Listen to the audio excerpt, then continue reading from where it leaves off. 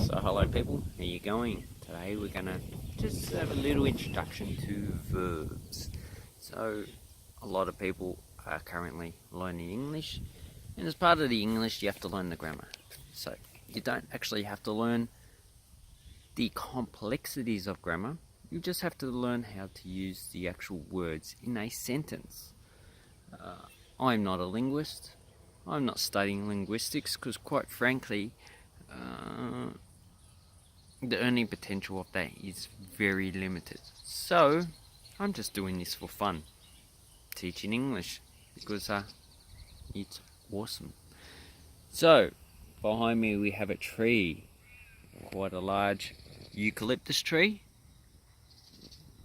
It's actually looks like a yellow gum or yellow box.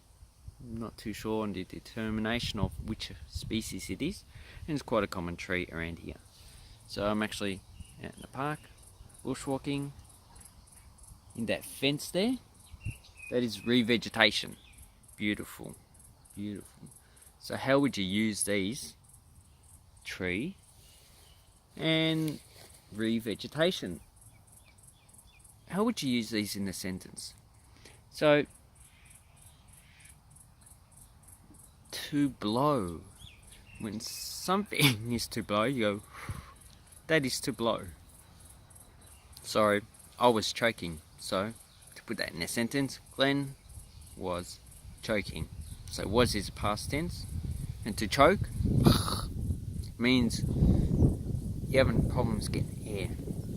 And it's probably because there is lots of pollen coming from the tree. So, verbs. There's lots of varieties of verbs. There's the verb as a word, and there's also verb phrases. So, a verb as a word will be, this tree is blowing. So, to blow the wind. If you look at the leaves, they're rustling. To blow in the wind. The tree leaves are blowing in the wind. So, the eucalyptus trees leaves are blowing in the wind. You can also have a verb phrase, which is a sentence that acts like a verb. So, I've been walking.